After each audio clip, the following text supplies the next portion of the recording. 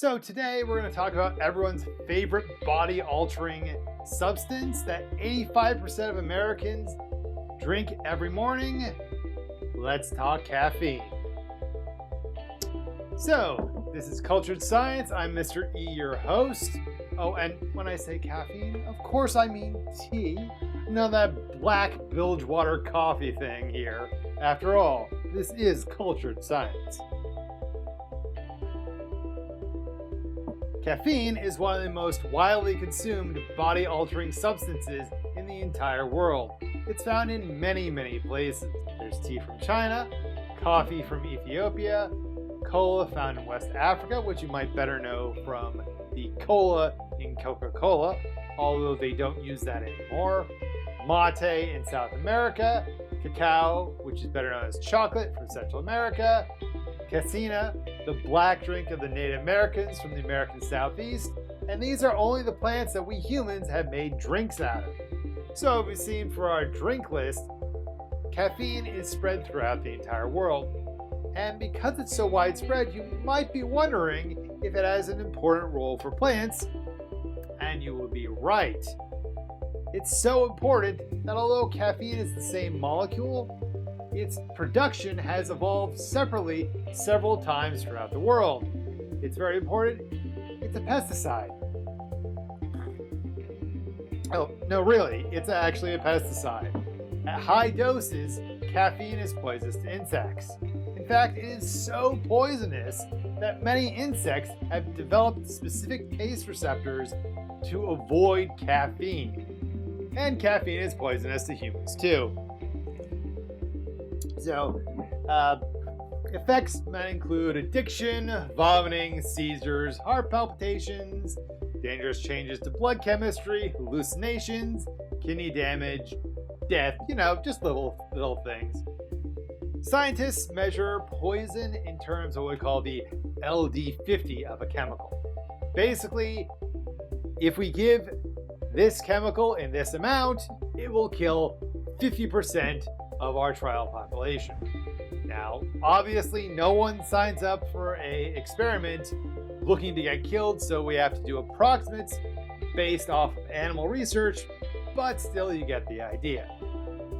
The LD50 for caffeine in general is 10 grams, which will kill a person dead. So, for those who don't know, a paperclip is about 1 gram of material. So if you had 10 paper clips worth, or about this much caffeine, it would kill you dead, most likely. Now obviously this isn't actually caffeine. Pure caffeine is almost impossible to get a hold of. This is actually sugar, but you get the idea.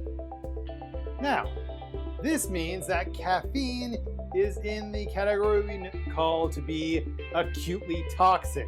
This puts it in the same category as cyanide, arsenic, mercury, and formaldehyde.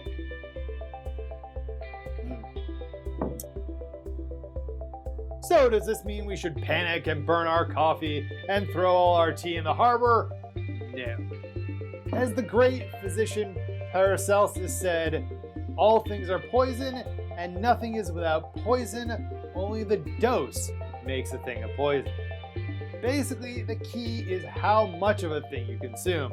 And thankfully, there are several things that make our consumption of caffeine generally very small and in the safe zone. First off, with the exception of chocolate and chocolate-covered coffee beans, we don't actually eat the plants directly. We brew our caffeine sources normally, and that isn't very efficient at extracting caffeine.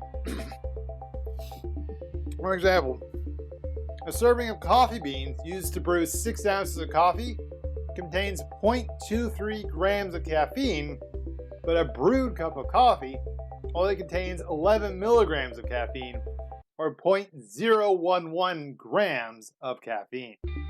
At such low doses, you would have to drink nearly 6 gallons of coffee to receive a fatal dose. Also, your body has various mechanisms to try to prevent you from being poisoned, like you would vomit. In fact, by that point, you would have hit the lethal dose of water by 7 times, so water would be more of an issue than the caffeine would be. The second reason why we can safely drink caffeinated beverages is body mass.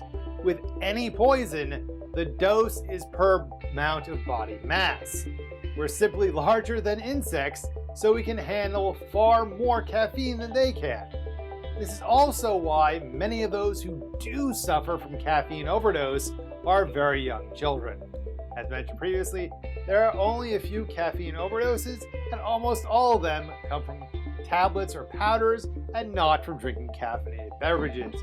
These items can contain 2 to 3 grams of caffeine, which makes it really easy to overdose, especially considering the limit is 10 grams. So children or other people who don't know better take them and can reach the lethal limit. While I have been harping on the dangers of caffeine, remember that this is only in the most extreme cases that are unlikely to happen. There are indeed benefits to caffeine. Of course, the greatest is reduction in tiredness. In fact, personally, I once had to drive across the state of Nevada, back and forth in one day. I would have definitely gotten plastered on the side of the road somewhere had I not dosed up on caffeine to keep myself awake. Besides the ability to banish tiredness, caffeine is noted to be beneficial fighting cancer, protecting against cataracts, may help people lose weight, and prevent kidney stones. So caffeine can be good for you as long as you keep it in moderation. Doctors say you should keep your total caffeine intake below 400 milligrams a day or around 4 cups of coffee. Of course, remember that while caffeine may help the conditions I just mentioned, it is not a cure-all.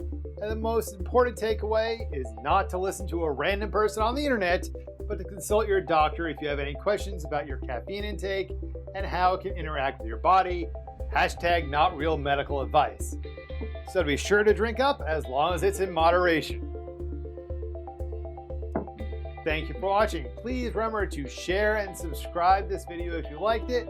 And if you can think of any other topic or media that needs sciencing, please let me know in the comments below.